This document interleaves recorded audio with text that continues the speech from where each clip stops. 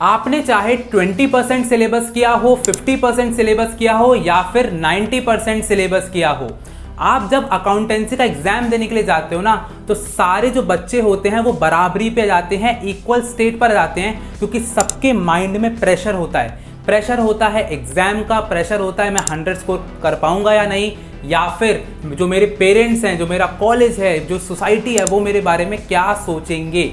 तो यहाँ पर बहुत ज़्यादा इंपॉर्टेंट होता है कि आप उस एग्जाम स्ट्रेस से जीतें। आप अपनी मेंटल स्टेट को ऐसा रखें कि आप अकाउंटेंसी के सारे क्वेश्चंस बिल्कुल प्रैक्टिस पेपर की तरह कर दें, मतलब बिल्कुल फ्लो में जाओ और बिल्कुल होता जाए।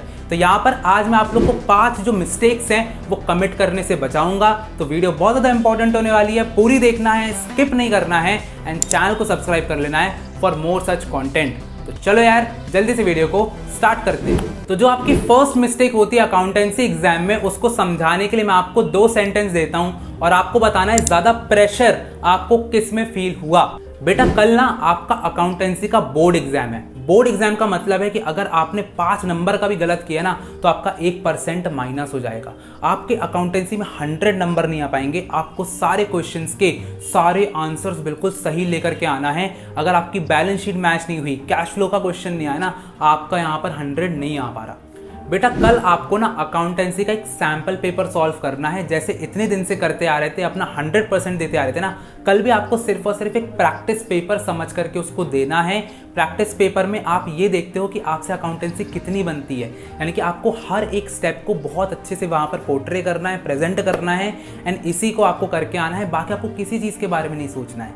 तो अब मुझे बताओ कि दोनों सेंटेंस में से किसमें सबसे ज़्यादा प्रेशर था। तो जितना मैं आप लोग को जानता हूं कि जो फर्स्ट सेंटेंस है वो आप लोग को ज़्यादा प्रेशर वाला लगा होगा, ज़्यादा टेंशन क्रिएट कर रहा होगा, एंड यही तो आप लोग रोज़ अपने साथ कर रहे हो। अपने माइंड को ज़्यादा से ज़्यादा टेंशन दे रहे हो कि मेरा बोर्ड एग्जाम है, बोर्ड एग्जाम है। पता नहीं ये बोर्ड एग्जाम क्या है, माइंड भी नहीं समझ पा रहा है। तो माइंड को अपन को रोज़ क्या बोलना है कि भाई तुम्हें उस दिन 27 तारीख को जाकर के एक सैम्पल पेपर सॉल्व करना है, एक प्रैक्टिस पेपर सॉल्व करना है। अपने जितने भी स्टेप्स मैंने तुमको बताए हैं कि अगर एडमिशन का क्वेश्चन है, ये 7 स्टेप होते हैं इसके, ये 7 स्टेप तुम्हें बस लिख करके आना है, अपना बेस्ट देना है, तो यहाँ पर कोई भी दिक्कत नहीं होगी। तो ऐसे करके अगर तुम अपने आप को एक प्रैक्टिस पेपर की तरह देखते हो, अगर तुम देखते हो तुम्हारी ट्रेनिंग हो रही है, माइंड की ट्रेनिंग हो रही है, तो दैट्स ऑल। तुमको कोई भी फियर यहाँ पर 90% जो फियर है ना बेटा, यहीं पर खत्म हो जाता है। अब जो सेकंड मिस्टेक है ना, उसको एक कोट से बताता हूँ कि accountancy is not about getting right answers, accountancy is about doing right steps.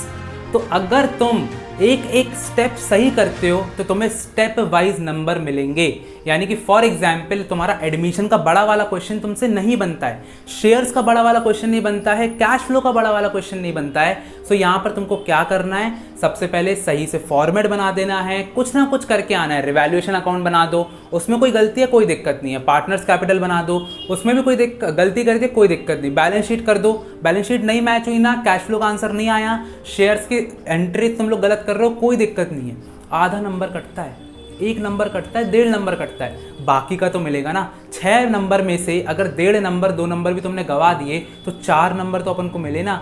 सो यहाँ पर हमको क्या सोचना है कि हमको ज़्यादा से ज़्यादा नंबर यहाँ पर स्कोर करना है, ज़्यादा से ज़्यादा स्टेप को सही लिख करके आना है, ना कि हम बस ये सोचे जा रहे हैं कि नहीं आंसर लेकर के आना है। तो यहाँ पर आंसर को भूल जाओ, सिर्फ हर अपने नेक्स्ट स्टेप के बारे में सोचो कि अगर मैंने रिवैल्यूएशन बना लिया तो अब पार्टनर्स कैपिटल जो है ना वो बहुत अच्छे से बनाना है।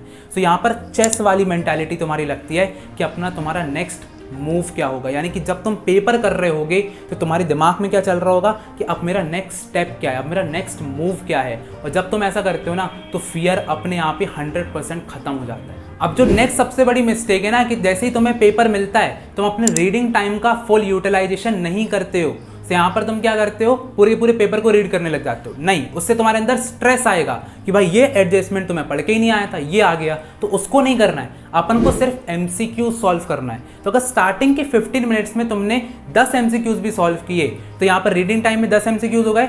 नेक्स्ट 15 मिनट्स में अगर तुमने 20 MCQs पूरे के पूरे MCQs निपटा दिए, उसको लिख दिए, कितना ज़्यादा टाइम तुम्हारा सेव हो जाएगा।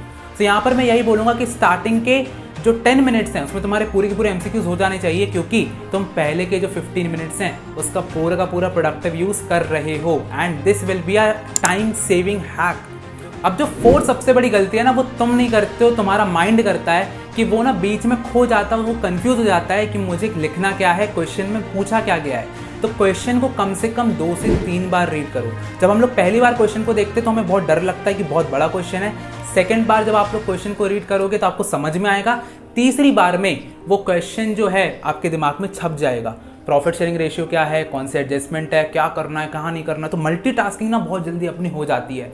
अब जो लास्ट मिस्टेक तुम लोग कमिट करते हो ना, दैट इज प्रेजेंटेशन स्किल्स की कमी होने के कारण। तो यहाँ पर बहुत सारे बच्चे ना वर्किंग नोट ही नहीं बनाते हैं। तो मैं बोलूँगा कि जो भी तुम्हारा रफ वर्क है ना, सिवाय कैलकुलेशन के, कैलकुलेशन तुम लोग साइड में करते रहो, लेकिन अगर तुम लोग प्रॉफिट शेयरिंग रेशियो कैलकुलेट कर रहे हो, तुम लोग कोई भी छोटी मोटी कैलकुलेशन कर रहे हो, सब कुछ वर्किंग नोट में दिखाओ। एग्जामिनर को दिखाओ कि मैंने ये आंसर कैसे निकाल करके लेके आया हूँ। एडजस्टमेंट ऑफ कैपिटल कर रहे हो, उसको दिखाओ। डिसोल्यूशन की जनरल एंट्रीज कर रहे हो, नीचे वर्किंग दिखाओ कि कैसे तुम यहाँ पर आंसर कैलकुलेट कर रहे हो। अगर तुम ऐसा करते हो तो वर्किंग नोट से तुम्हें नंबर ज़्यादा नहीं मिलते। अगर तुम वर्किंग नोट नहीं बनाते हो तो नंबर कट हो जाते हैं। पर देखो, हर जगह पर भी वर्किंग नोट नहीं बनाना है, ये भी स्पेसिफाई कर दो, वरना ज़बरदस्ती वर्किंग नोट बना रहे हो। मैं बस इतना बोल रहा हूँ कि अगर तुम्हारी कोई भी कैलकुलेशन, कुछ भी छोटी मोटी चीज़ अगर कैलकुलेट कर रहे हो, उसको वर्किंग नोट में कैलकुलेट करो। प्रेजेंटेशन के नंबर यहाँ पर होते हैं तो वो तुमको मिल जाते हैं।